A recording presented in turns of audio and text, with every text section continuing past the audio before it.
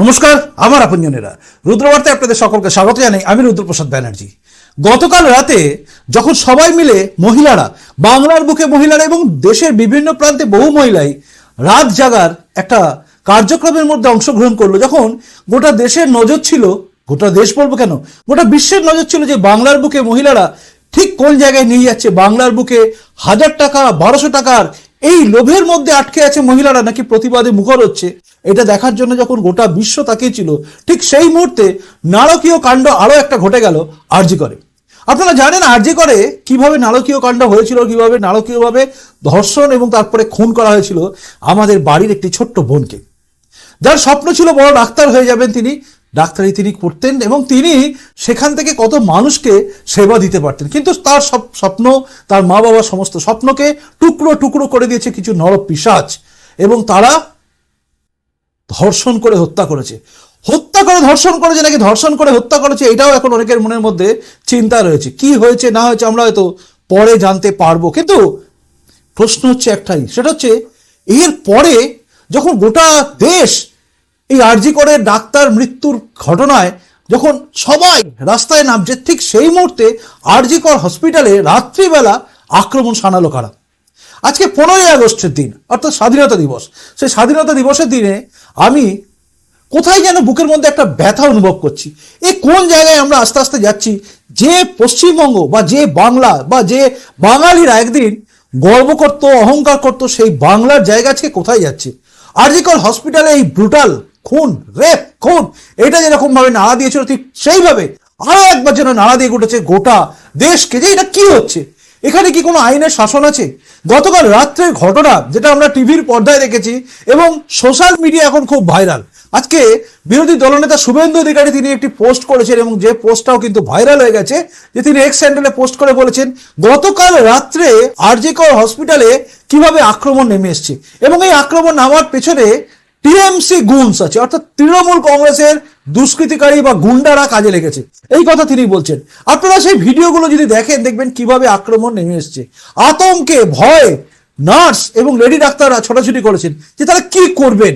Police পালিয়ে গেছে, police লুকিয়ে পড়ছে, পুলিশের সিভিক ভলেন্টিয়ারের উর্দি নাকি জ্বালিয়ে দেওয়া আছে, এরকম ভিডিও অনেক দেখতে পেয়েছি আমরা, এবং এই ভিডিওগুলো রিপাবলিক বাংলায় আমরা দেখেছি।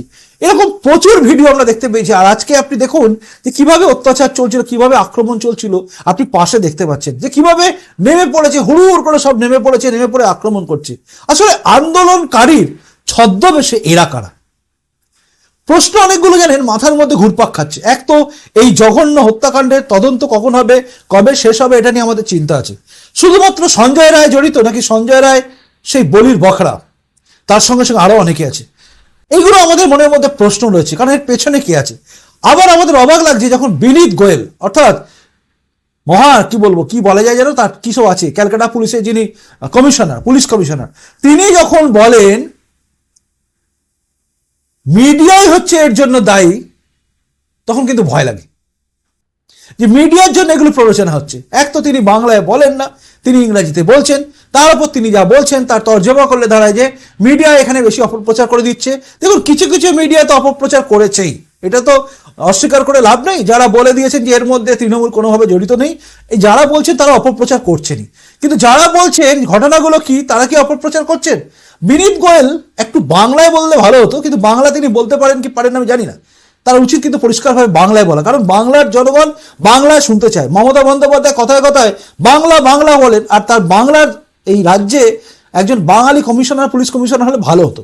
যাই হোক, তার চিন্তা তিনি করবেন। আমাদের চিন্তা হচ্ছে এটাই যে বিনীত গোয়েল পুরো মিডিয়ার ঘাড়ে চাপিয়ে দেওয়ার চেষ্টা করছেন, কিন্তু এই আক্রমণ যারা শানালো এরা কারা?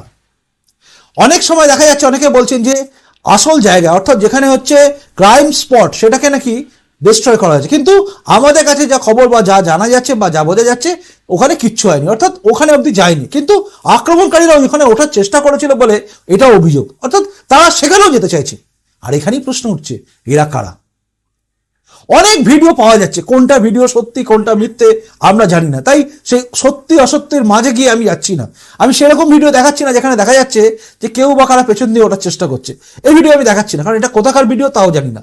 ঠিক তেমনি ভাবে আমি দেখাতে পাচ্ছি না যে একটা লরি করে বেশ কিছু লোক যাচ্ছে, এই ভিডিও এসছে, সোশ্যাল মিডিয়ায় ছেয়ে গেছে যে বাইরে থেকে লোক এসে এই আক্রমণ সানিয়েছে। এই ভিডিও আমি দেখাতে পারছি না, কারণ এই ভিডিও দেখানোর জায়গায় আমি নেই, কারণ আমাকে আবার বলতে হবে মিডিয়ার ভিডিও সত্যতা যাচাই করা হয়নি। কিন্তু যে ভিডিওগুলো এখন পাওয়া যাচ্ছে, যেটা শুভেন্দু অধিকারী দিয়েছেন এবং যেটা বিভিন্ন সোশ্যাল মিডিয়ায় ঘুরে বেড়াচ্ছে, সেটা হচ্ছে আক্রমণের ছবি। এই লোকগুলো অ্যাকচুয়ালি কারা? এর সঙ্গে অনেক মেয়েও আছে। দেখুন, পার্টিকুলার কোনো জায়গা থেকে লোকেদের তুলে নিয়ে আসা হয়েছে, এটা অনেকে বলছেন। অনেক তৃণমূল সাপোর্টার বলছেন এখানে ডিওএফআই এর একটা ফ্ল্যাগ দেখা গেছে, কিন্তু ডিওএফআই এর ফ্ল্যাগ দেখা যাওয়া বা ডিওএফআই জড়িত আছে কি জড়িত নয় এটা পুলিশ তদন্ত করবে। আর পশ্চিমবঙ্গ সরকারের গালে কিন্তু একটা কষিয়ে থাপ্পড় মেরে দিয়েছে গতকালের এই ঘটনা। গতকালের ঘটনা বুঝিয়ে দিয়েছে যে কতটা পুলিশ নিষ্ক্রিয়। একটা মব অ্যাটাক করলো আর পুলিশ পালিয়ে গেল। এটা কি ক্যালকাটা পুলিশের? বিনীত গোয়েলের বক্তব্য শুনছিলাম, আমরা যথেষ্ট অমুক তমুক হ্যান ত্যান কাজকলা, আপনারা নিরীহ আন্দোলনকারীদের মারতে পারেন। আর এই যে লাঠি ফাটি নিয়ে তেড়ে আসা পুলিশ দেখলেই, মানে পাবলিক দেখলেই, মানে পাবলিক তো না, এরা গুন্স, এরা আক্রমণকারী, এদের দেখলেই পুলিশ পালিয়ে যাচ্ছে, ব্যারিকেড ফ্যারিকেড ছেড়ে দিয়ে পুলিশ পালাচ্ছে, সেই ভিডিও ভাইরাল। কোথায় আপনাদের যায়? আর আপনাদের বলেন যে আপনার কোনো, মানে মমতা বন্দ্যোপাধ্যায় বলছিলেন আমাদের পুলিশ কোনোদিন ভুল কাজ করে না। আরে ভুল কাজ করে না? আমাদের মতো মানুষকে অ্যারেস্ট করে নিয়ে যায় আপনার পুলিশ ভুল কাজ নয়? সব তো ভুলে ভালে ভরা আপনাদের লোক, সমস্ত কিছু। যাই হোক, যেটা বলছিলাম, তো এই যে আক্রমণটা দেখলাম, দেখার পরে দেখলাম পুলিশ পালিয়ে যাচ্ছে। মহিলা ডাক্তার, মহিলা নার্স তারা ভয় পাচ্ছেন। অনেক ভিডিও আছে যেখান থেকে ওপর থেকে কেউ বলছেন, কোনো ডাক্তার বলছেন যে আমাদের বাঁচান, আমরা জানি না কি হবে, কারণ আক্রমণ নেমে এসছে আমাদের উপরে। অবাক লাগছে, এরা যদি আন্দোলনকারী হয়, বলা হচ্ছে আন্দোলনকারী কখনো আন্দোলনকারীদের যে মঞ্চ আছে সেটাকে ওই নারকীয়ভাবে ভাঙে? কত ঘৃণা, কত যেন একটা ক্ষোভ আছে ভেঙে দেওয়ার জন্য, মানে ভেঙে দাও, ঘুরিয়ে দাও। গতকালই মমতা বন্দ্যোপাধ্যায় 14ই আগস্টের বক্তব্য দিলেন, আর তারপরে রাত্রিবেলা এটা শুরু হয়ে গেল। এইগুলোকে কিন্তু 2-2-4 অনেকেই করবে। অনেকের মধ্যে প্রশ্ন আসবে যে মমতা বন্দ্যোপাধ্যায় প্রভোগ করেছেন, এটা প্রশ্ন আসতেই পারে, কারণ তিনি বলেছেন আপনারা কর্মবিরতি করছেন কেন, এর ফলে অনেক রোগী মারা গেছেন, এগুলো আপনারা ছাড়ুন, বন্ধ করুন, এই যে বলা। আবার অনেক এই সমস্ত কুণাল ঘোষের মতো লোকেরা আছে, এমন পোস্ট করছে, এমন লিখছে, নাটক ফাটক করে মানুষের মনের মধ্যে আন্দোলনের প্রতি ঘৃণা তৈরি করার চেষ্টা করছেন। তার মধ্যে এটা দেখুন, আমি কিন্তু একদম পরিষ্কারভাবে যেটা আমার মাথার মধ্যে ঢুকছে, সেটা হচ্ছে যে বা যারা এই আক্রমণটা করে থাকুক, তারা কিন্তু কেউই আন্দোলনকারীদের সাথে হতে পারে না। কারণ আন্দোলনকারীর মঞ্চ যারা ভাঙে, তারা আন্দোলনকারী কখনোই নয়। কোনো মন্দির যদি কেউ ভাঙে, সেটা হিন্দুরাই ভাঙবে? এটা হতে পারে? কোনো মসজিদ একটা মুসলমানরা ভেঙে দিচ্ছে, এটা হতে পারে? ঠিক তেমনি আন্দোলনকারীদের মন্দির বলুন বা মসজিদ বলুন বা গির্জা বলুন, সবই আসল স্থল হচ্ছে আন্দোলনের মঞ্চ। সেই মঞ্চটাকে আন্দোলনকারীরা ভেঙে দেবে? এটা বিশ্বাসযোগ্য? এটা যেরকম বিশ্বাসযোগ্য নয়। আর এখানেই প্রশ্ন ওঠে, এরা কারা এদেরকে পাঠালো, মাথা কারা আছে? দেখুন, আমার কাছে যেটা সন্দেহ হচ্ছে, আমার সন্দেহ হতেই পারে, কারণ সন্দেহের বাইরে আমরা কেউ যাই না। ভালো করে ভাববেন আমি যে পয়েন্টটা বলছি। সন্দীপ ঘোষ, যাকে কেন্দ্র করে অনেক কিছু, যাকে মমতা বন্দ্যোপাধ্যায় বলছে আহারে, সে বলছে চলে যাব, পদত্যাগ করতে দিইনি, এই আহারে সন্দীপ ঘোষ, তার বিরুদ্ধে অনেক অভিযোগ হচ্ছে, সে নাকি একদম করাপ্টেড পার্সন, এবং সে করাপশন নাকি এত পর্যায়ে আছে চিন্তার বাইরে। তার বিরুদ্ধে নানা রকম অভিযোগ, নানা দিকে নানা অডিও ভিডিও ভাইরাল হয়ে যাচ্ছে, অডিও তার সম্বন্ধে, যে সে কি টাইপের টাকা পয়সা আদায় করে, কিভাবে তুলছে, তোলার মতো করে তুলেছে, পাস করিয়ে দেওয়ার জন্য, পিএইচডি করে দেওয়ার জন্য, এরকম নানা অভিযোগ চারিদিকে ঘুরে বেড়াচ্ছে। কতটা সত্যি কতটা মিথ্যে আমরা জানি না। সেই অভিযোগ যার বিরুদ্ধে আছে সন্দীপ ঘোষ, সে কিন্তু বহাল তবিয়তে বাইরে আছে।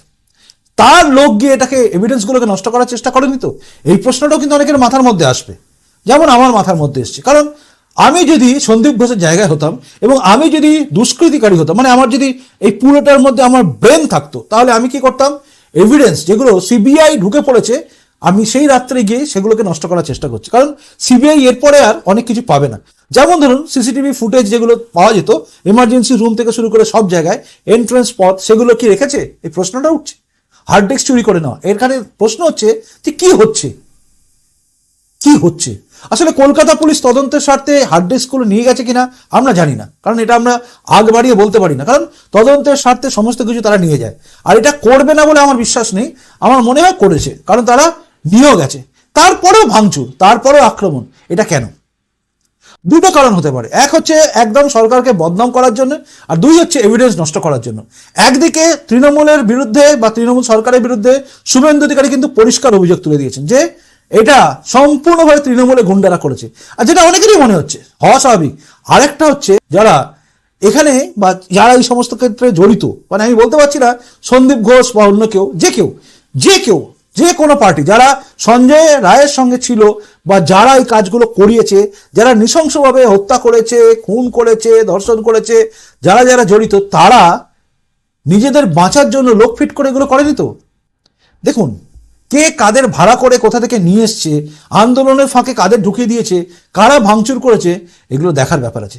যদিও পুলিশ, অর্থাৎ এই রাজ্যের কলকাতা পুলিশ এবং পশ্চিমবঙ্গ পুলিশ, তারা কিন্তু ছবি চারিদিকে দিয়ে দিয়েছে এবং এই সমস্ত দুষ্কৃতিকারী যাদের ফুটেজ দেখা গেছে, যাদের ছবি পাওয়া গেছে বিভিন্ন মিডিয়াতে, তাদেরকে খোঁজা হচ্ছে। এবং আপনারও কর্তব্য এইসব লোকগুলোকে ধরিয়ে দেওয়া যারা হাসপাতাল ভাঙচুর করেছে। তৃণমূল করুক, সিপিএম করুক, কংগ্রেস করুক বা বিজেপি করুক বা কোনো ধর্মের লোক হোক, যে যাই হোক, একে ধরিয়ে দিন। কারণ এরা গণতন্ত্রে কুঠারাঘাত করছে, এরা শেষ করে দিচ্ছে। ডাক্তারদের ওপর আক্রমণ, ডাক্তারদের জায়গা হাসপাতাল, যেখানে একটা নৃশংস অমানবিক কাজ হয়েছে, যার দিকে গোটা বিশ্ব তাকিয়ে আছে, সেই জায়গায় এরা আক্রমণ করে আন্দোলনকারীদের মঞ্চ ভাঙচুর করা থেকে শুরু করে সমস্ত এভিডেন্স নষ্ট করার চেষ্টা করেছে বলেই অভিযোগ আসছে। এবং যেভাবে যে কায়দায় মঞ্চ ভেঙেছে, এরা আন্দোলনকারী হতে পারে না। এরা কারা, এদেরকে কে পাঠিয়েছিল, এগুলো পরিষ্কার করা দরকার আছে। লোকাল পরিচয় তাদের কি, এবং তারা যদি স্টুডেন্ট হয় তাদের স্টুডেন্টের পরিচয় কি, তারা কোন রাজনীতি দলের সঙ্গে বিলংস করে, এটা সমস্ত কিছু জানার দরকার আছে। কারণ এই বড় কনস্পিরেসিকে ভাঙতে হবে। আর একটা কথা বলি, গতকাল রাত্রে যা ঘটনা আমরা দেখেছি, তাতে একটা কথা পরিষ্কার বলতে পারি, এই রাজ্যে মমতা বন্দ্যোপাধ্যায়ের ইমিডিয়েট পদত্যাগ করা উচিত, মুখ্যমন্ত্রীর পদ থেকে বা পুলিশ মন্ত্রীর পদ থেকে। কারণ তার পুলিশ এই মুহূর্তে আরজি করকে সুরক্ষা দিতে ব্যর্থ হয়েছে। ওই আধ ঘন্টা সময়ের মধ্যে যদি আরো বেশি তাণ্ডব করতো, এরা যদি অস্ত্রশস্ত্র নিয়ে ঢুকতো, তাহলে কি হতো, এই প্রশ্নটা উঠে যাচ্ছে। অর্থাৎ সেখানকার হাসপাতালের কর্মী, হাসপাতালের ডাক্তার, হাসপাতালের রুগী, সবার জীবন বিপন্ন হয়ে যেত এই আক্রমণকারী মব যদি কোনো সফিস্টিকেটেড ওয়েপন্স নিয়ে ঢুকতো। আজকে মাত্র এই 150-200 জন লোক বা 1000 জন লোক যদি ঢুকে এরকম তাণ্ডব করতে পারে, আগামী দিনে যদি বেশি লোক আসে তাহলে কি করবে, এই প্রশ্নটা উঠে যাচ্ছে। এবং উঠে যাচ্ছে নিরাপত্তা ব্যবস্থায় থাকা সমস্ত কিছুকে বদলাতে হবে, খোল লঞ্চে বদলাতে হবে। এবং এই সরকারের উচিত পদত্যাগ করা, এবং যদি মোদী সরকারের বুকের পাটা থাকে তাহলে এখানে 356 ধারা জারি করা উচিত আমার মনে হয়েছে। যেটা আমার মনে হচ্ছে আমি আনকাট বলি, আমি আপনাদের বললাম। আপনার যদি মনে আমি কথা ভুল বলেছি অবশ্যই জানাবেন, আর আপনার কি মনে হচ্ছে এই বিষয়ে অবশ্যই জানাবেন। আমার যেগুলো সন্দেহ ছিল আমি আপনাদের সামনে পরিষ্কার করে বললাম। আশা করি আমি আমার তরফ থেকে যা বলার বুঝিয়ে দিয়েছি। এবার আপনারা বলুন আপনারা কি ভাবছেন। প্রতিবেদনটা ভালো লাগলে লাইক করবেন, যদি মনে শেয়ার যোগ্য শেয়ার করবেন, আর যদি নতুন এসে থাকেন এই চ্যানেলটা সাবস্ক্রাইব করে আমার পাশে আমার আপনজন হয়ে থেকে তারপরেই যাবেন। চলুন এখনকার মতো আসি, দেখা হচ্ছে পরে রুদ্র বাটাসী। নমস্কার, বন্দে মাতরম, ভারত মাতা জয় হোক, জয় হিন্দ।